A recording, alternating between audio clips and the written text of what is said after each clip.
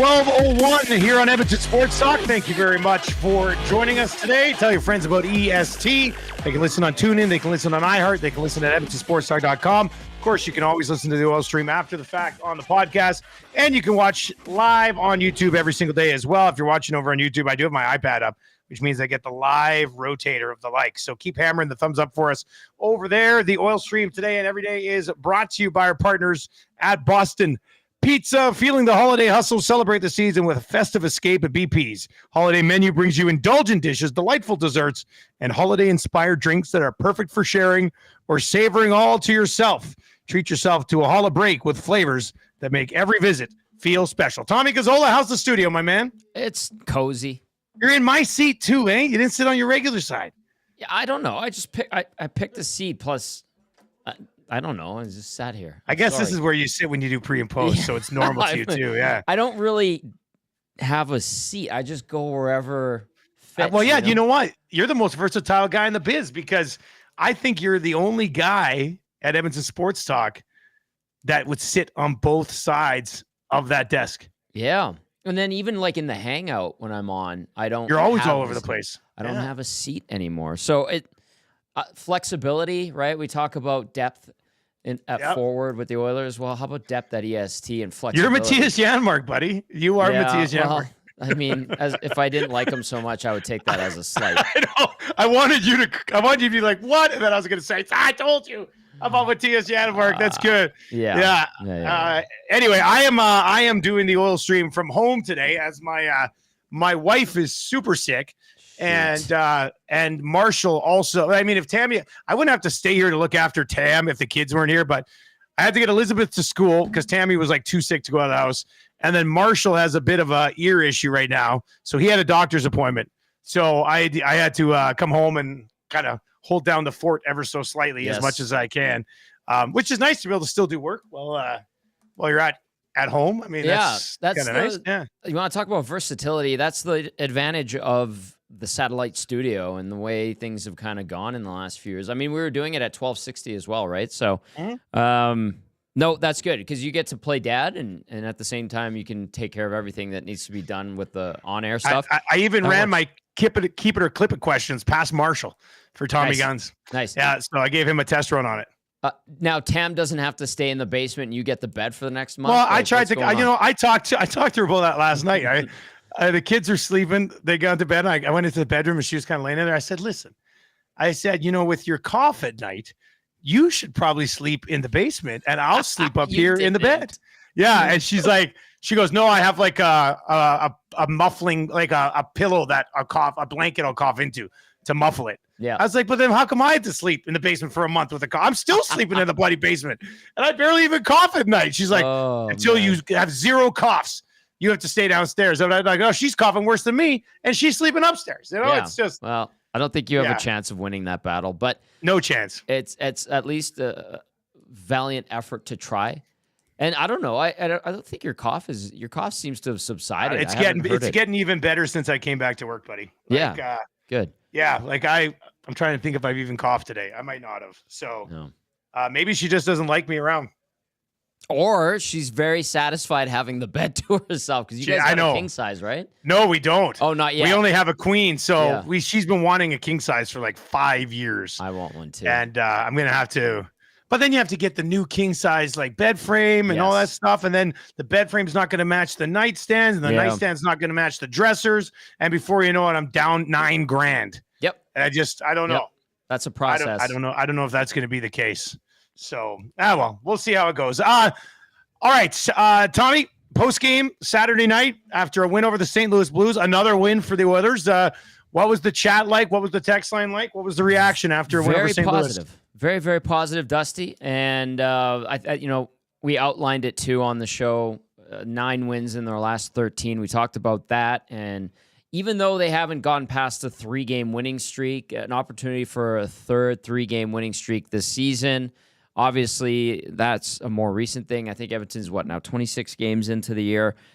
And the fact of the matter is, too, they're not going on extended losing streaks. They're nipping those in the bud. And aspects of the team game that have been lacking earlier in the year, power play, obviously, penalty kill, certainly, are improving. So lots of positives, and then certainly a lot of fallout and chatter about Broberg and Holloway's return. And we're talking about the booing, and I thought that was great. It added to the atmosphere. The Broberg chant after the giveaway on the McDavid goal. Listen, that was a fluky bounce, but not a great outlet pass. Certainly, I think if I could have put it around the boards as opposed to into some bodies. Yeah, and so I think too, because St. Louis has been playing pretty good hockey of late.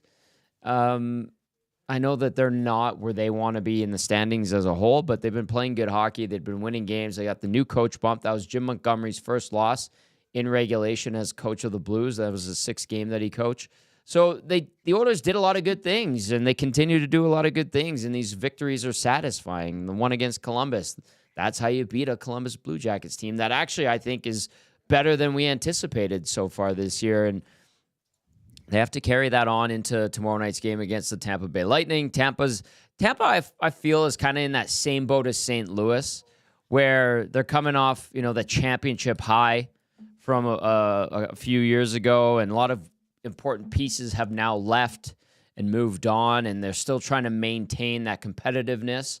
So I think, like the Blues, who are a year or two ahead of Tampa in that trajectory and down that line, because they won in 19, if I recall correctly. They're going to get a good showing from Tampa, but the Oilers are going to have to be on their toes. And if they play like they did on Saturday and Thursday, and you know what, quite frankly, even Tuesday, Dusty, I think the Oilers should be able to come away with their third 3-game winning streak of the season. Yeah, the booing on Saturday night from watching at home was actually pretty funny. I mean, I get amused by that stuff. I'd like to see more of that type of stuff in sports, like pick enemies and have fun with it. I mean, I thought it was great, and we had the discussion on our show during the fan zone for fans first earlier today. Now, do you move on, or do these guys get booed forever when they come back? Have Oilers fans been able to come to terms with how badly management absolutely botched that scenario, and have been able to move on? Now, I know there are still fans that would bitch about something that happened in 2008. Sure, a lot of that will stay with you forever. And if you're watching right now or you're listening and you want to chime in on this here on the Oil Stream presented to you by Boston Pizza, did you get your pound of flesh from Broberg and Holloway and move on? Because, I mean, to me, it's not so much booing the players as opposed to you're angry with the situation, so you just decide to boo those guys. You know what I mean? Yeah. Now, the others had a chance to match. Absolutely. They could have kept them. Absolutely. The Blues played that to a T, and not to revisit it for the 1,000th time, but the Blues played that to a T. They flexed on the Oilers. They took advantage of a weakness that was exposed. And listen, I know, how do I want to say this? It hurt the fan base that those two guys left, but with the offers those guys were given, it shows that they wanted to leave. They were open to leaving. Even Dylan Holloway, even though it was a calculated risk, I've heard people discuss those situations. I've heard from players in the past that they would have second thoughts after signing an offer sheet, and they'd said, well, I don't really want to leave. And this was a conversation that happened years ago. They were calling a prominent former player, and they said, I don't really want to leave. And then the prominent former player was like, as soon as you put ink to paper on that offer sheet, that's it. You wanted to leave. Yep. Maybe you're reluctant, sure, but you did it. It means you're willing to leave. You want to leave. And so that was kind of like a stark, just a stark kind of dose of cold water for that player at that time to sign the offer sheet. Imagine how good this team would be if the Blues didn't put in the offer sheet, so they managed to squeeze Broberg and Holloway to team-friendly deals. Oh, I man. know. That would have been pretty nice. Would have been pretty nice if they could have pulled that off. Instead, they didn't, and they lost the top 2 young players in the organization. So, backfire on the Oilers' part there. They're trying to move forward with it. The team's playing very well right now. Another chant that was happening was Skinner's better, which I do believe, Tommy, that like we really lack in good creative chants in this market. True. To the point where like them chanting Skinner's better. I'm like, wow, this is amazing stuff. Like this is great. But I mean, where are the haters? And like all the fans there, just all Skinner, pro Skinner now. Like I'm like a guy who gets ripped by his own fan base more than anybody right now is getting chants Skinner's better than Binnington, which my head almost exploded. I'm like, wait a second. Are this not the same people I see texting in saying you're never going to win with this guy? Like I found it very amusing. Very amusing. What a twist of fate. But maybe it's the silent majority who actually recognize and respect what Stu Skinner is capable of doing, having some fun, a little bit fueled up on a warm Saturday in December. Maybe they got that chant going. Now, are they the same people that started the wave at the, I think it was like the 15-minute mark of the third period? What was that? The other night, actually. I had to write it down in my notes. Like they started the wave like 5 minutes into the third period. Is that there's got to be some crossover there? But yeah, it is weird that they're giving Skinner props and chanting at Binnington, which I do appreciate. They are not on the same level as Winnipeg fans, who are excellent. Oh man, next like level U.S. backup there. on Ottinger was great. That was well played. That's a master class in. Oh, they come up with some good ones, man. They really do. Nashville, I find, could be pretty good, but the Oilers fans have a lot to boast about, especially now that the team's rounding into form, and to give Stuart Skinner his flowers, if you will, is a good thing. And you know what? You talked about it on the morning show too. Like he's over 900 with the save percentage, or was he giving them like 920? In the last X amount of games. He's been it's even better than 920 in the last 6 games. And they're getting the run support too, which you outlined and you and Craig Button were talking about. Yeah, it's not hard. Important. I mean, if your team's going to score 4 goals and your goalie's going to have a 920 plus, you're going to be a really good hockey team, regardless of the league. Like it's just that's what's happening right now. 780-218-9999 over in the Nasty Chat. If you're watching on YouTube today, hammer the thumbs up for us. And if you're not yet subbed to the channel, we would appreciate it. If you listen to Oil Stream podcast later on, slide on over, give us a sub on YouTube at Edmonton Sports Talk there. A couple of things that we can certainly get to. As somebody said, maybe it was more an anti-Binnington chat than a pro-Skinner chant, perhaps. Comes in from HB Sauce, which is kind of funny. Larry on the Nasty Chat says, Holloway and Broberg just want to play more. Can't blame him at all. The money made it a no-brainer, especially at this point of their career. And we were talking about it with Rashog a little bit earlier on today, Tommy. Both of them getting really good opportunity in St. Louis, more opportunity in St. Louis than they had here in Edmonton. Mm-hmm. Is it more opportunity in St. Louis than they would have had this year here in Edmonton, do you think? No, those two would be playing a lot. I mean, especially with the conundrum that the Oilers faced on the right side of the blue line, the spot that was supposed to be Philip Broberg's. I think it's nice that Brett Kulak has risen to the occasion here and kind of emerged as as being recognized, I think I should say, as a very reliable blue liner, and now he's getting that spot duty alongside Darnell Nurse. That was penciled in as Philip Broberg's spot, right? And I think he would, and especially if you can only rely upon 3 guys, now 4, because people are giving Kulak that recognition. But at times, Bouchard hasn't been particularly great. Broberg would have been playing 15 to 20 minutes a night probably. And then Dylan Holloway, considering how many injuries the Oilers have had of late. And Victor Arvidsson, I was told last week, expect him back before Christmas. That's still vague, and apparently he is skating. But I think Dylan Holloway would have been one of the first picks to get up into the top 6. I know when we kind of went through the depth chart prior to the trade, the offer sheet and him leaving, like, some had him as low as the 4th line left winger. And I would look at that and be like, I don't know if I believe that. I think he's going to be moved up, and I would put him ahead of certain guys. I think the Janmark, Henrique, and Brown line was kind of locked in as the 3rd line in the offseason. And people were like, well, you can't put Holloway on that line. You don't want to disrupt that line. So I think Dylan Holloway for sure would have been playing a lot more. And would he have 17 points in the first 27 games like he has for St. Louis? Maybe not. But I think he would, somewhere 10 to 12, and we'd look at that and be like, hey, he's taking a step in the right direction. And that's good. 780-218-9999, 780-218-9999. I know somebody said, well, Broberg's playing top-line minutes in St. Louis. He's playing 20-41 a night. He would be playing at least 20 minutes a night here as well. Parayko's playing almost 25. Falk's playing 23.5. And Ryan Suter's playing 22-53. So he's playing – and Nick Leddy only played 4 games. He was at 22 minutes. So Broberg's playing the fourth most – he's the number 4. Like he's from a time on ice perspective – he's getting the fourth most ice time among Blue Liners. We should, too, Dusty, remember that if Torrey Krug wasn't banged up, I don't know if they go and make the move for Philip Broberg and Dylan Holloway, right? Because Krug was making decent bucks.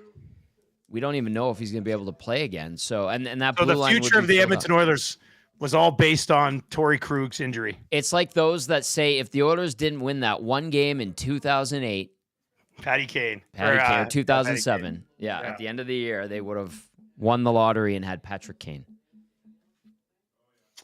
Joe says, guys, there's no doubt him and Broberg are playing way more minutes in St. Louis than they would ever be doing here in Edmonton. And Joe, I'm sorry. I think you're wrong. I think you're wrong in a polite way. I mean, but Broberg's playing 20 minutes a night. Mm-hmm. If he was still here, he would be playing 20 minutes a night. And Dylan Holloway's only playing 15 and a half minutes. And he played 11 minutes, just like 11 and a half minutes here in Edmonton last year. Yeah. But he definitely would be playing more. He is playing on the power play there, and a second power play unit necessarily doesn't really exist here. But I don't think it's crazy to think Dylan Holloway is playing 15 and a half minutes a night for the Edmonton Oilers right now. They've got Vasily Podkolzin on one wing in their top 6 and a bloody waiver claim on the other wing in their top 6. So I think the ice time would be there for Dylan Holloway. He also is second on the team in shots in St. Louis right now. He's got 64 shots on goal. That was a nice goal he scored the other night. Spanky Dufresne says, we talking about Oilers not taking Tkachuk after Jesse was available. I'll just, that reminds me of the story. I remember we had a interview with Peter Chiarelli on the pier beside the warship, myself, Bob, and Jack, that we did for Oilers TV. And then we started talking to Peter off camera, and we asked about Matthew Tkachuk. And we were told that the Oilers didn't feel Tkachuk was ready to step in right away. And also his dad, Keith, told them that he didn't think that he was ready to step in right away. And so they weren't going to take him. That just reminds me of that story. Well, his dad was way off. And the Oilers, well. Yeah. But Puljujarvi was, I mean, you talked about it last week. We were talking about Line A and Puljujarvi at the World Juniors and how good they were at the World Championships as well. He was like. Every person at that draft, and I was there, person at that draft was stunned. Yes. When Pierre-Luc Dubois went ahead of Jesse Puljujarvi. Like you could hear a gasp across all of the media risers. Like it was. Anybody in that spot would have taken that kid. And the Oilers had the best World Junior ever. Yeah. Edmonton had Svechnikov penciled in, and then everything happened the way you just described it, and they took the next guy they thought was going to be a superstar. Did you mean Sergachev? Sergachev, pardon me. Yeah, you scared me there. I was like, wait, what are you Sergachev, the D-man. Stuart Skinner, I want to get to this. 780-218-9999. We will get to your Popeye Spicy headlines in a second. Keep it or clip it for Tommy Gunn still coming up as well. Stuart Skinner, Tommy, is he rounding into form, or is this one of those upswings in a season that will still be a little bit bumpy? What do you think's the more likely of scenarios? I would go upswing, but I would also say, too, like even though his numbers weren't great, he was one of the reasons why the Oilers weren't getting blown out 7-2 every night when they couldn't score. I'll maintain that. I've defended him. I've been accused of defending him or being a Stuart Skinner You're a lover, admirer, whatever. Like, he's had some bad games. I will 100% admit that. He's let in stinky goals too often. But a lot of those early games this season, they were only getting 1 or 2 goals of run support. And the only reason why a lot of those games were even close or the Oilers seemed to have a sniff in the third period was because they were getting decent nights from Stu Skinner. And now I think everything there's like a harmony in this rise from the team right now. They're getting the goaltending. Both guys are very steady and reliable, giving them a chance to win every night. they're finally scoring, and their special teams have much improved. So, yeah, I think it's more of a rise, but I think Skinner, outside of, like, let's say 3 or 4 games, has been relatively rock solid. Yeah, I would say, I mean, I don't think he continues to put up these 935s that he's rolling out there right now. But, I mean, if he gets consistent enough to give you a 910 to a 915, like almost all the time, I think you got to be pretty happy with where it's trending. So, yeah, I think that, but this is the thing. Like, do you have his game log in front of you, Tommy? I can pull it up. Yeah, I can grab it here too. Like, I'm just trying to think for, like, the next time he allows a weak one, even in a game that they win, people are going to be all over him. Yes. But since November 19th, 931, 808 behind an absolutely garbage effort from his team against Minnesota. Mm-hmm. And then 941, 964, 938, 935. Yeah. Like, that averages out, like, that's the save percentage around probably that 940 that's in there because of the 964. Like, he's been outstanding. You can't expect him to continue to play as well as he's played in the last 2.5 weeks.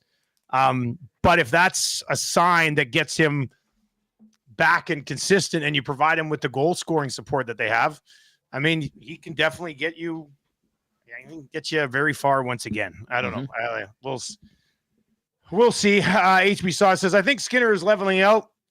Reality for Edmonton is that they aren't in position to get a superstar goalie anyway. Decent goaltending is the best that they will be able to afford, which is true. I mean, they can't afford to pay somebody more than Stuart Skinner right now. Like, so it is what it is. Got you to Game 7 of the Stanley Cup final last year. Yeah. Put a little bit of a better team in front of them, and you maybe win that Stanley Cup. Yep. So, and maybe you take a good run at it this year as well. All right, let's get into your Popeyes spicy headlines where, 'tis the season for all these great family deals. Festive family box featuring the 4-piece signature chicken, 4 tendies, 4 regular sides, and 4 biscuits with an option for a 4-drink bundle as well. Nice little upcharge if you need it. It's $30 without the drinks, $36 with the drinks. In store, you'll get the 4 medium fountain drinks. So, Tommy, when you order something like this, do you always get a drink or do you say no drink? Like, let's say you're at Popeyes and you get the family festive bundle, and it's just for you though. It's just a little single for Tommy. Yeah. Signature chicken, tendies, sides, a biscuit. Are you going drink or no drink? Yes. Get the drink. And then my favorite there is the cherry Coke.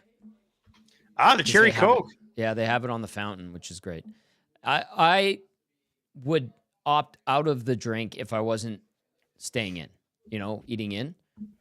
Yeah. Usually, especially if I get something to go, I'll take it without drink.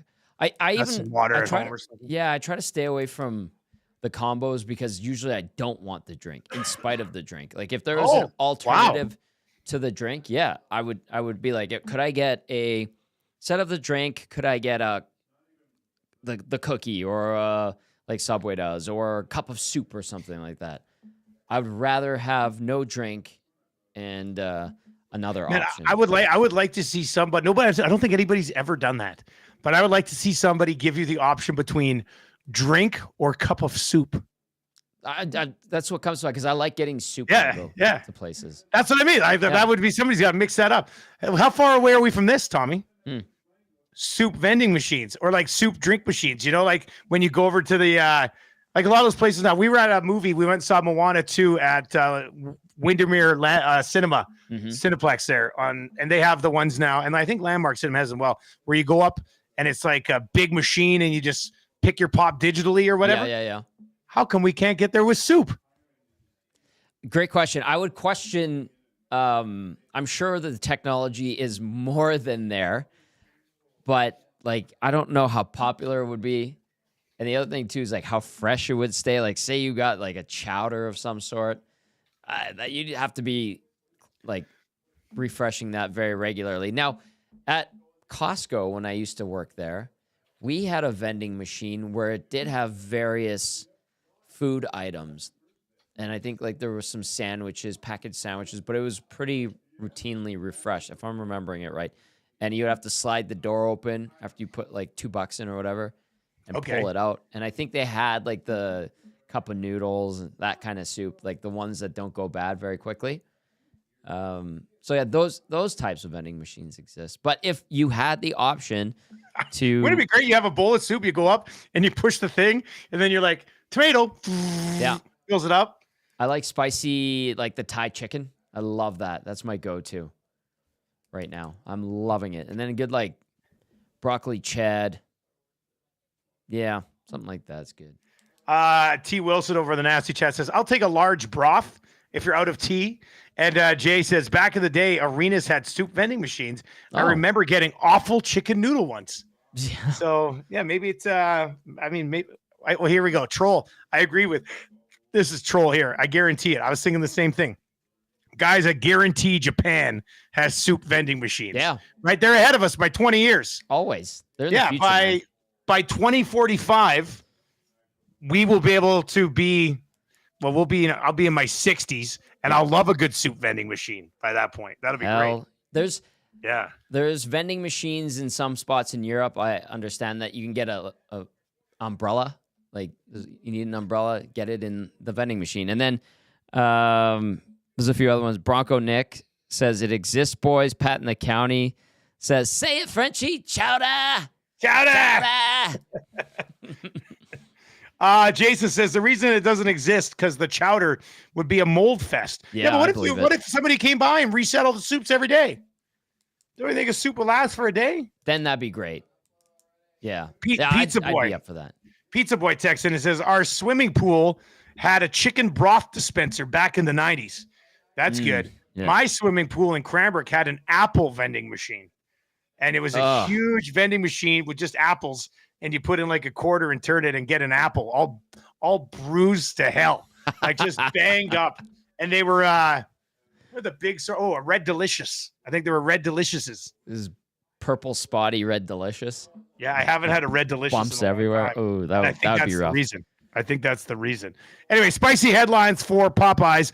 The Edmonton Oilers, top of the power rankings among Canadian teams over at TSN. These just dropped, I think, today, maybe last night. I don't know. I'm not paying attention to it. The Dallas, the Kings, and the Wild. Did I say the Dallas? Sorry. You did. The Stars, the Kings, and the Wild were the only three teams in the West that were higher up on these power rankings than the Edmonton Oilers. Tommy, which team in the West, and I threw this out on Twitter, I'll get some of those responses, which team in the West concerns you the most for the Edmonton Oilers as a challenge this season? As a challenge, I'd say Minnesota's up there. Think so? Yeah. We saw what they did to them. Yep. Like a couple weeks ago. That was pretty impressive. Yep. I think the Oilers beating the Stars last postseason kind of gets people over the mental hump of dealing with Dallas. I saw a lot of Dallas replies on Twitter, though. That's still a good team. It's a good team. Yeah. Skinner had to stand. Remember that game Skinner had? Oh, yeah. My God. I mean, Dallas should have won that hockey game. They are a formidable squadron. LA, I expect to take a step back at some point. I think everybody does. They kind of did this last year, too, remember? Good start, hung in there, was in the mix, and then... I think the Oilers will be facing the Kings on the road or at home in the first round. Yeah. Probably in Edmonton. Vegas is good. I think Vegas will give the Oilers problems too. But I don't think, Vegas maybe not as deep at forward as they used to be. Those are all really good teams, and Edmonton's going to have to ride. And Edmonton's going to have to get lucky. We remember too that the Oilers got a little bit lucky, but you got to be good to be lucky in the postseason. So, to me, Minnesota, because lately it feels like Edmonton hasn't really solved the Wild, you know? And now they've got Gustafsson playing well. Fleury, when he's been in there, he's been solid. They're big. A bunch of jerks in Minnesota, the way they play. And then they've got the skill of Kaprizov. They have really good pieces in Mini. So I would say Minnesota probably be my top team. If I was the Oilers, I'd be concerned about. 780-218-9999. 780-218-9999 or over the Nasty Chat. Which team in the West concerns you the most as an Oilers fan? Penner's Pancake says the Wild for sure. Statue Boss Production says Dallas, Minnesota, Winnipeg, Vegas, and Vancouver. And X-Ray J says always the Wild. We don't beat them when they're playing poor in years past. And as Penner Pancakes would add, the Wild are really the only team I do not want to see the Oilers face in the playoffs. I think I might come back around to Dallas Now, not that I don't think the Oilers can beat the Stars because we know they can. I think that'd be a hell of a series once again. And we'll see what happens with this Tyler Seguin injury because right now he's on the IR. But Tommy, what did they say? He's out 4 to 6 months? Yeah. Basically the rest of the season. Like he'd have to be back in the Cup final, I think. Okay, so they will find a way to use that cap space at the deadline, will they not? If they didn't, that would be poor cap management. I think they will.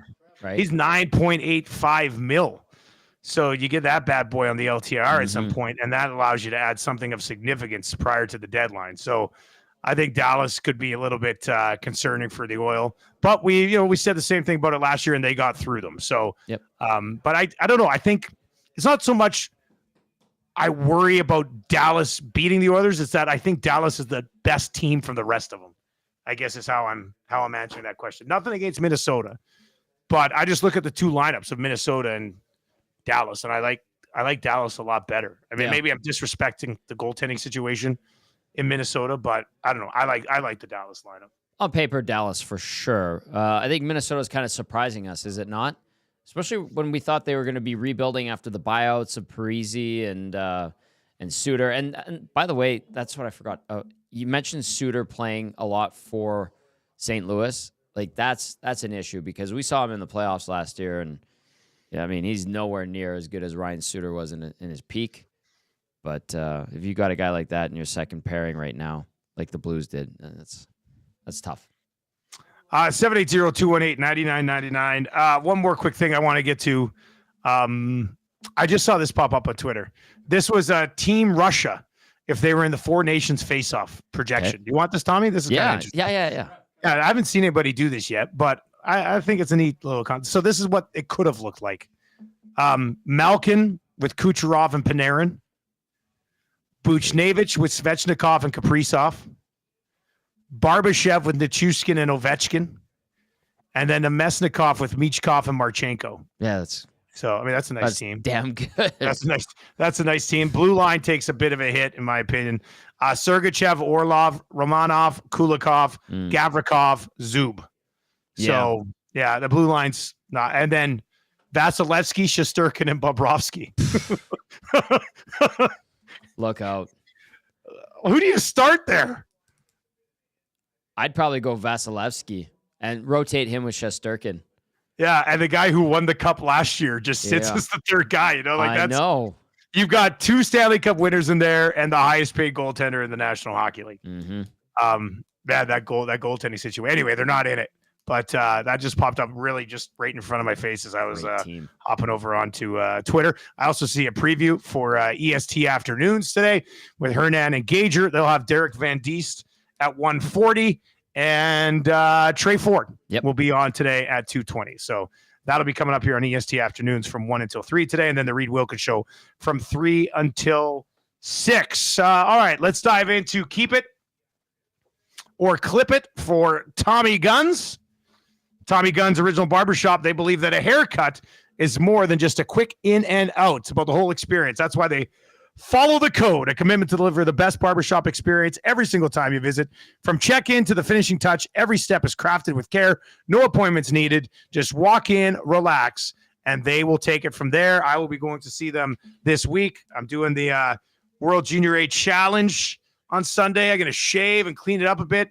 Mind you, Tommy, I could probably still make this look good if need be, but I'd rather trust the fine folks at Tommy Guns. And that's a good call. It's the top is fine, Dusty. It's the sides where you want it to be. You don't like my sides, eh? No, I'm not saying I don't like it. I just think that's where you like it. I don't you think get you it cleaned up. Yeah, and you're back to Grey Cup, Dusty. Yeah, because your sides are very short, eh? Like you get I got a haircut last week though. So and then you have the higher, yeah. Anyway, I'll go into Tommy Guns and say, mold me, sculpt me into something terrific. What is this about? What happened here? What? The screen just got tighter. Oh, well, Trev and Hernan are playing around with it right now. Oh, okay. Yeah, both of them. I'll say this. I don't hate it. I don't love it, but I don't hate it. All right, Tommy Guns. Here we go. Keep it or clip it. This was brought up in the chat today. I was saving it for Keep It or Clip It, or else we would have brought it up a little bit earlier. But this was brought up over on the Nielson Show earlier this morning. Okay. The Oilers should have moved Darnell Nurse to the right side and just played Broberg on the left, as opposed to having Broberg be the younger guy who had to go over to the right side. Because Rashog mentioned this morning, he's like, I just don't think they wanted Broberg to play out of position over on the right side. And that's where they would have been forced to play him. So that might have been one of the reasons that it was easier to move on from him. But what was brought up this morning on the Nielson show was, why would you force a young guy who's barely played to play on the right side when you've got a veteran guy like Darnell Nurse that you could throw over there? Which there's a couple of different arguments you can look at here, but I thought it was an interesting conversation. So the Oilers should have moved Nurse to the right and just played Broberg on the left. Keep it or clip it. I'm clipping it. Usually, I understand the rationale. Get the veteran guy. He's been around the block, more experience, probably would handle the situation with a more level head. It wouldn't worry him kind of thing because he's established. So I get those factors. But Broberg, and he even said this in his availability last week, he played the right side. He's kind of used to playing the right side. Obviously. There was a background there, right? Yeah. Exactly. And guess what? He played the right side very well. He was able to do it for 10 games in the playoffs, in the most high-stakes games in the National Hockey League that you can have. A Game 7, or a couple of Game 6 and a Game 7. He did it very, very well. We assume Brett Kulak won't be around forever. Philip Broberg, if he wanted to after a couple of years, could slide on over to the left side. Darnell Nurse will be getting up there in age. Broberg could, same with Matthias Ekholm getting up there in age. There was an opportunity to start him on the right side. And then, hey, we're watching them do this tap dance with the blue line anyway, right? Kulak moving up to the pairing with Nurse in game and then going back playing with his regular partner. What's stopping them from doing that with Philip Broberg or being able to do that with Philip Broberg? There are ways for him to get his minutes, probably play both sides of the blue line, and contribute and continue to develop just fine. So I'm clipping that one. What do you think? The fact that Broberg, Broberg had played more right side than Nurse had in his career anyway. Yeah. Right. And was probably more comfortable about it. So I would clip it, but I thought it was interesting that it came up. Oh, yeah. Trev says they don't have a shot ready for keeper or clip it if someone's at home. So that's why they had to do this. Okay. That makes sense. I was wondering, I was just like, yeah, it's not too bad though. It's okay for a fill-in. All right. Dylan Holloway would be the 5th best offensive forward on the Oilers if they had kept him. Keep it or clip it. There's obviously Nuge, Hyman, Draisaitl, McDavid. Yeah. Would next in line be Dylan Holloway? Keep it. Yeah. I'm keeping it. I think I'd keep it too. Yeah. With a bit more opportunity than previous years. Yep. The thing is, if Kane was healthy, he should be up there. If Henrique, I feel like Henrique has kind of just settled into being or trying to be just center. A two-way center. You know? I think he's kind of settled into that rather than being an offensive. Got some points lately. Which is good. Yeah, he's been better lately, along with a bunch of guys on the team. I think if Kane's out, I think we have to keep this. Yeah, I would keep that. You know what? I think Dylan Holloway was on a good progression anyway and a nice track here that I think he could have been. And I liked his upside. There were some last year, some of our peers and colleagues, Dusty, who were like, this guy is just no more than a third liner. And I'm like, what are you talking about? Like, this guy, he goes to the right areas. He plays the right way. He's got a nose for the net. Great shot when he gets it off. This guy could be a 20-goal scorer for the next 10 years. Easily. So, Marsh, are you there? I'm keeping it. Oh, come here, buddy. Marshall's going to get a cameo? Marshall's hiding around the corner shooting a gun. I'm like, buddy, where are you, buddy? Oh, you're playing video games. That quietly? Come on over here. Say hi to Tommy. Get in here, my man. Say hi to Tommy. Hi. What's up, Marshall? Yes, what's up, Marshall? I'm just playing video games since I'm a bit sick and home from school. What game? We have. My mom got drops. Okay, good. Yeah. Good. Tommy asked, what video game? Lego Star Wars. Nice. Still playing that, eh? Yeah. All right. Mwah, get out of here. Get out of here. Yeah, so he's home today playing video games. Tough life. Good kid. Tough good life. kid. Tough you made life. a good one there. Yeah, he's a little beauty, buddy. I Yep. love that kid. Yep. I also love Elizabeth just as much. So just in case anybody's That's another like, good one. Yeah, she had the time of her life with the Oil Kings game last night. And you guys skated after too. They skated after. It was awesome. funny. They drew 7 teams to skate on the ice after, and both the kids' teams got drawn. So it worked out really well. So we got to go out there, and they had a good time. But there must have been 85 kids on that ice. Not a lot of room. It was wild. I thought for sure somebody was going to get concussed. Yeah, that was wild. All right, here we go. Booing athletes at sporting events can actually rattle them significantly. Keep it or clip it. Who'd you just wave to? Reed. Oh, man, I wish I was there to wave to Reed. Jay just walked in. I'm going to clip that. These guys, unless they're super sensitive. Not significantly, but would you say a little bit? No. I think some guys could be rattled a little bit by it. Some guys. You got to get them in the right situation where, like, they'll obviously, if they get the crowd fired up in a good way, they'll get a boost from that. But I think some guys actually enjoy getting booed. I mean, Stu Skinner had a great line. He's like, I get booed all the time. And sometimes it's from his own fans. So that is funny, actually. I'll clip it, but you'd keep it? I mean, I think not. I would clip the word being significantly here, but I might keep it for certain guys might not handle it that well. Man, we also do have to remember though that all of these guys were studs at some point in their career, right? Like they were the best player on their bantam team. They were the best player on their midget or junior team. Oh yeah. They were well, not all of them. I mean, some guys like Zach Hyman sort of just worked their way up, but like a lot of these guys who are third and fourth line guys now were like Mr. Hockey growing up, right? So a lot of them probably wouldn't be rattled by anything like that, but I think a little bit. Ronnie Oceanfront, who I'm not sure has ever been in the Nasty Chat. Have you ever seen anything from Ronnie Oceanfront? I have to look. Ronnie Oceanfront says, I get rattled when my girlfriend boos me at 11 p.m. men's league. That's another commitment that I've always very stunned by.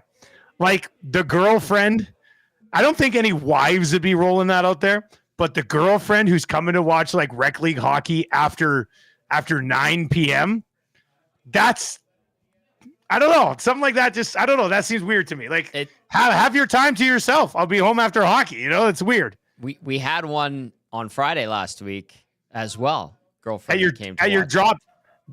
The glorified shinny game. Pick up. We start at 10:30 or 10:45, and she was there and stuck it out. No booing though. Ronnie Oceanfront. That's not your new friend, was it, Tommy? No, it's not. Oh, okay. I wouldn't subject her to that. Okay, I was just like, is Tommy talking about his own new friend? No. But Ronnie Oceanfront, I would ask how many beverages has she had when she starts booing you? That's a good one too. Yeah. All right, let's keep it or clip it on this one. The Oilers will be the only Canadian team from the Pacific Division to make the playoffs. Keep it or clip it. Oh, but Canucks or Flames? Right. I'd put the Canucks in there. I'd say wild card. Flames, I feel like it's starting to settle, and things we predicted earlier in the year are finally happening. I saw a headline of an article. I think it was The Athletic had it. The cushion of the 5-0-1 start has worn off or whatever. So I think, they're settling into, and reality is taking hold with Calgary. Good on them, though. Like Ryan Huska has them playing hard.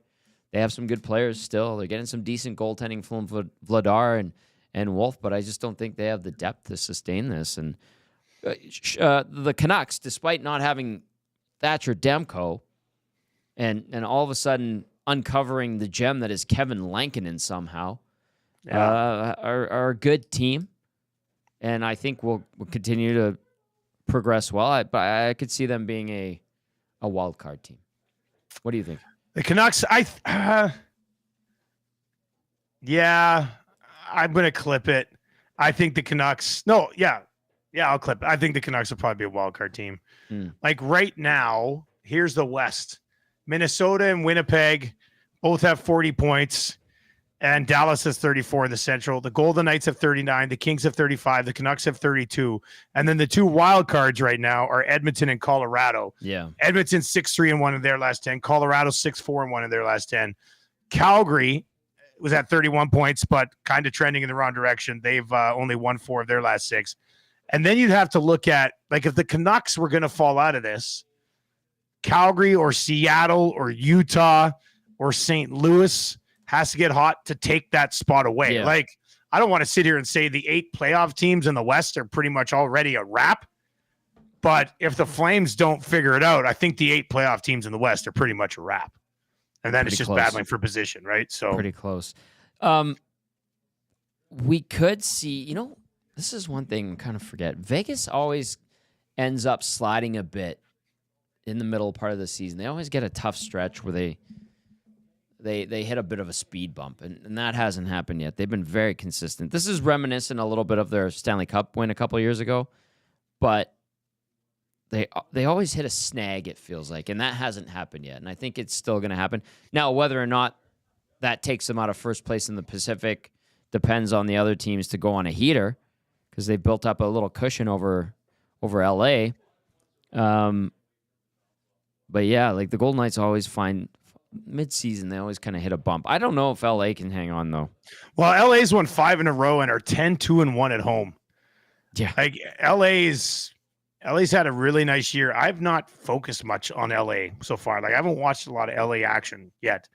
But they're having a real nice start to the year. Yep.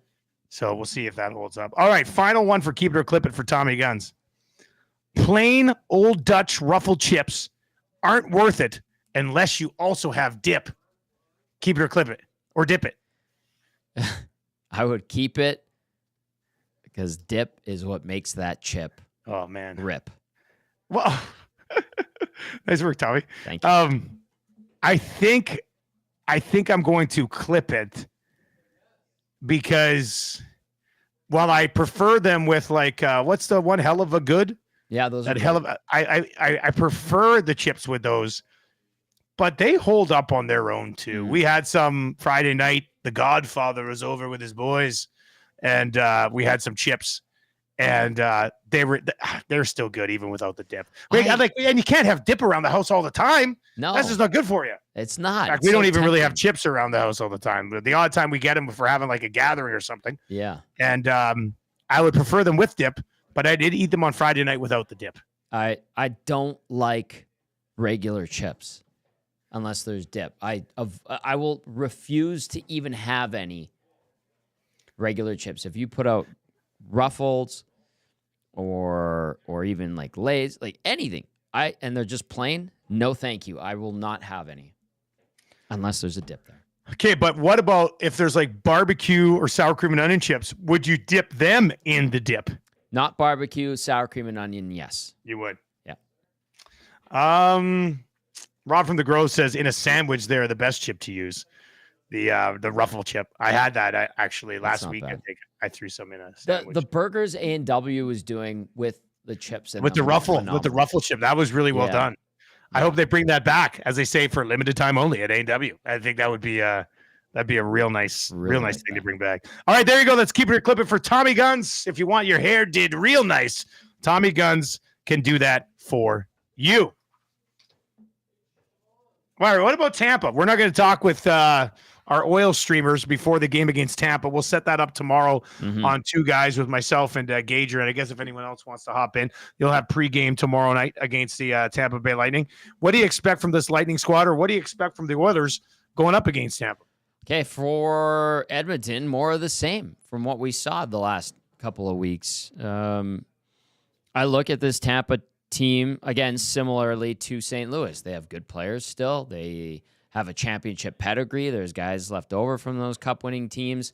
Are they the same contender that they were a few years ago? No, but they still have great pieces. They have excellent goaltending. They're hanging in there. But I think it'll be a similar style, similar type of game to what we saw on Saturday night against the Blues. And the Oilers win if they bring a similar type of performance, and if they're sharp, and if they get the saves at key moments. I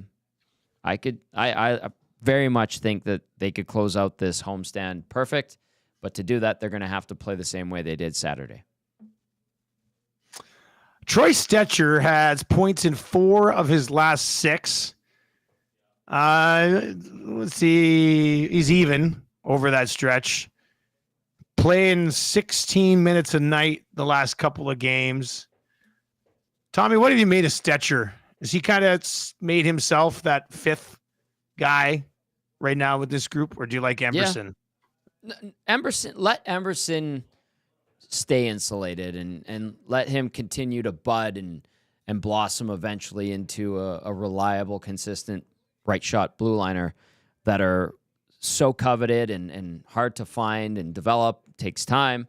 So let Emberson continue to do that. And Stetcher, with his play of late, he's a veteran. You said it. He's a veteran. It feels like he's finding his groove. I think it's pretty clear that Travis Dermott is the seventh, and I think that's fine. This is good. This is good from Stetcher, and he can do it. He's done it in recent years. If he feels good and has found his niche with the team, then let it ride for a bit. But they're still going to need to upgrade.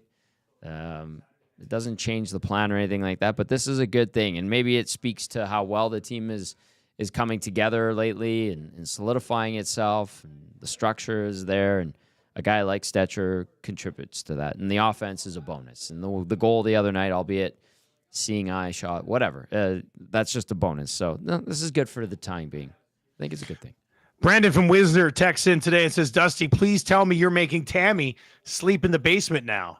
And no, I'm not. I'm still actually technically sleeping in the basement, as mentioned earlier. But that's okay. I like sleeping in the basement. It's cooler down here. It's good. I did suggest to her last night that, your cough will keep the kids up. Maybe you should go sleep in the basement. Now I can have the bed. Now we have 2 queen beds in the basement too. So it's not like I'm sleeping on a bloody cot down here. Right. But she said, nope. She can't not be around the kids. She's obsessed with our children. What can I say? Good. I mean, so yeah, last night. So last night, like Tam will go in before she goes to bed, and Marshall has a little nightlight that he falls asleep with. She'll turn the light off. That's easy. Mm-hmm. But Elizabeth has had a bit of a cough too, so she's been sleeping on 2 pillows. Okay. So she says to me last night, because she's really sick. So she goes, "You're gonna have to go in before you go to bed and remove Elizabeth's second pillow." And I was like, "But what if her head's on it?" She's like, "You just." Because I don't know. Tammy doesn't want her to sleep on the 2 pillows the whole night, so she sleeps on for a bit to fall asleep. So last night it's like, I don't know, like 10 to 11, and we got cameras in the kids' room, so I check on the camera, and I was like, please be sleeping off the pillow, but no, her head's right on the pillow.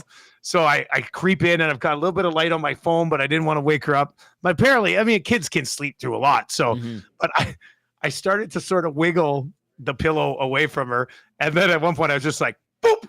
And I could hear her head go like down onto the next pillow. And I was like, please don't wake up. Tammy will absolutely kill me if Muzz wakes up. And luckily she just kept sleeping. But I was like Indiana Jones trying to steal like a monument from something. It was just, I was so panicky. But managed to be the father and get the job done, Tommy. Well done. Round of clicks for you. Yeah, thanks, man. I'm well done. Really developing as a parent in the last 24 hours since Tam got sick. This is fantastic. It turns out she does a ton around this house. Yes, she does. Should be a lot of fun. Shout out to Joelle. She's going in for some surgery. Oh, Joelle. And I see her over there in the chat. So round of clicks. I can't click with my left hand, really. Click with my right hand. How's that sound? I'll throw to this. Get well soon. We want you to get well. I sang that for you like many, many, many days while you were on the show. You should have called me and sang it to me in person. That would have been voice great. Message you. FaceTime me. That'd be You'd fine. be like, boy, Tommy's. I could have saved that one forever, right? You could save it. I would have saved it. You know what? I can still do it. Thank you, Tommy. You know what? Send it to me. I'll go up and play it for Tam while she's sleeping. She'll love that. All right. That's going to do it for the Oil Stream today. Brought to you by our great partners at Boston Pizza, where they do have the holiday menu locked and loaded right now. Holiday hustle, no problem. Festive escape at BP's. They got you taken care of. Catch yourself a holla break with the flavors that make every visit feel special. EST Afternoons is coming up with Hernan Salas and Joaquin Gage. Trey Ford, quarterback of your Edmonton Elks, on the way at 2:20. Derek Van Diest coming up in the 1 o'clock hour as well. For Tom Gazzola, I am Dustin Nielson. Tommy, will see you tomorrow morning in the office, buddy. See you, Dusty.